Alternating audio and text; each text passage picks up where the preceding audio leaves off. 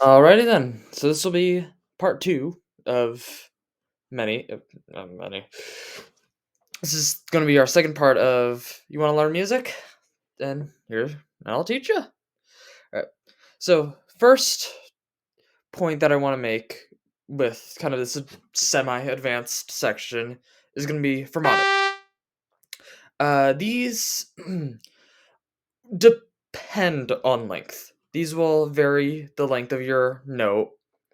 Most of the time, they're going to be up to the judge of your director. It could just be up to yourself if you're playing it solo.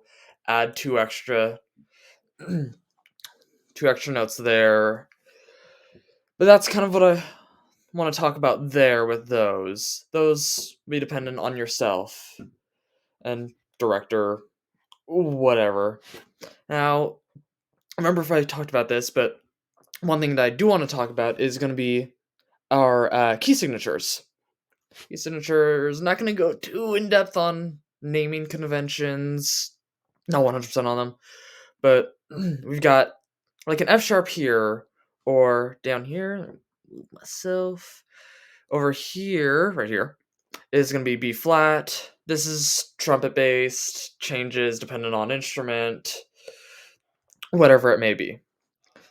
Changes each instrument, trumpet, first one F or one sharp means F sharp, two sharps, G sharp, F sharp, G sharp, yeah, and then B flat, E flat, and then goes ridiculous. Typically, you'll only play with either naturals, which just leaves all your notes the same, exactly the same, or you play with a one flat, one flat, one sharp, or one flat or one sharp, or two flats or two sharps. Never typically mix them. It's weird. But yeah, so I gotta really talk about there. Now, point of contention that I want to make here, next topic, is going to be with slurs. Slurs are weird. They tie, it can also be ties, ties two notes together. So this you would play more F into B flat. That's a that's a lip slur on accident. So lip slurs are a different beast. It's basically just meaning it's the same note, but you transition with your lips. And compared to regular slurring, you hold your air whilst you transition. So, like going from F to, for instance, A, you would hold down one, but then whilst you're still holding out your air, you'll press down two to change to a A. Now, lip slurs are interesting because you don't have any of that using a different note, using a different, yeah, key to change to that note. You're using the same key to change to a different note. Now, that requires you using your lip, and you don't want to tongue, which tonguing just tapping the roof of your mouth. Now, one here's another thing that I want to talk about, kind of in the same vein as slurring, but not really, is gonna be kind of gonna be your accent marks. So that's gonna be your staccatos, marcatos. Uh, there- there's a bunch of others. Legato, I believe, is one of them. Just means legato is something different. Means that it changes the note. So like this B flat, you would play it more T, like d versus the, whilst here it's gonna be a G. You're gonna play it ta ta. You're gonna play it very. It's a staccato, so it's gonna be very fast and to the point. Whilst a marcato is gonna be very empathize. Yeah, yeah. So that's gonna you're gonna give a bunch of air on the first, but then kind of die down a bit. It looks like a crescendo or a decrescendo, so kind of play it like that. Not really though. Just play it with a lot of emphasis to it. Now I don't have it on the sheet, but ten, yeah, legato is the term for it. But it just means that you play it elongated a bit. Just holding it out slightly longer, but still one note. You want to give kind of a bit of emphasis on it, just a little bit more, but not much decent bit changes on it. But yeah. Now, next point I want to go to is going to be others. So it's going to look like these dashed lines here. That will just basically mean that it's a grand pause is what it's called can be called. Now that you just stop. Everybody stops. No matter who's playing, stops. Everybody stops. No matter who, no matter what, just stops. So sometimes after a after a fermata, but can also just be in the middle of one. Everybody stops right there on that point. Depends on the instrument when you stop, just for that audio. But that is a big one, and if you don't do it, ugh.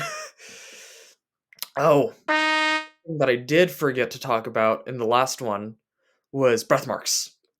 Breath marks are very, very important because that means that you stop and take a breath there. It's self explanatory, but that means everybody takes a breath. Not just one player to keep the sound. Kind of everybody who plays that part will take a breath, no matter who. uh, there's one thing that I do also want to talk about is a glissando. Glissandos are interesting. Can be usually tied to make another note go into a different note, basically as a rising or descending if you want to go that way. And ooh, one thing that I also forgot to talk about, I believe, was measure repeats. Typically only in percussion, but like here, put a measure repeat here. So do this measure again, but in this section here. You wouldn't go back. You wouldn't do anything like a repeat. Just, just something interesting if you're playing percussion or the likes. Ooh. Now, what I also want to go over is going to be accelerandos and ritardondos. These trip up a lot of people because that just means you slowly gain speed. Follow the director to do that. Typically, it's kind of ambiguous. It's going to be the same with time signatures. It's ambiguous, and ritardondos you slow down kind of emphasis notes more, but yeah. Now I believe I also forgot to talk about this, which were ending marks. These typically are for repeats, so you'll go through one, so go through this one, and then you'll hit an ending mark, so it's ending one, and then for the next one you'll hit a ending two, which will be different. then ending 1 can be ending 3s, whatever. Now, this also goes in line with al- alcodas or codas. Now, these are going to mean that you'll go typically to measure marks that will look like that or look like that. And it'll usually say coda, DSL coda, likes. Just depends on what you're doing. Sometimes we'll say 2 coda, whatever. Sometimes, and then something that also kind of goes in line with these are going to be the fine mark, which is just final. Here is, yeah, DSL coda, DCL coda, or just 2 coda. Now, fine mark, it's just finish marks. That's the end of the song. Can be put anywhere in between. So, like, for instance, if I had a 2 coda here and set right here, I would put a fine right here. So repeat once, repeat twice, done. You wouldn't go to this fermata and grand pause. And that's all I've really got to talk about here. It's kind of at this point with everything here that I've taught about, you can kind of play most, if not all, songs.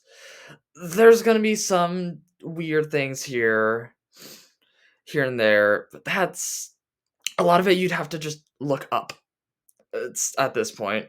But I think that's all that I've really got to talk about here.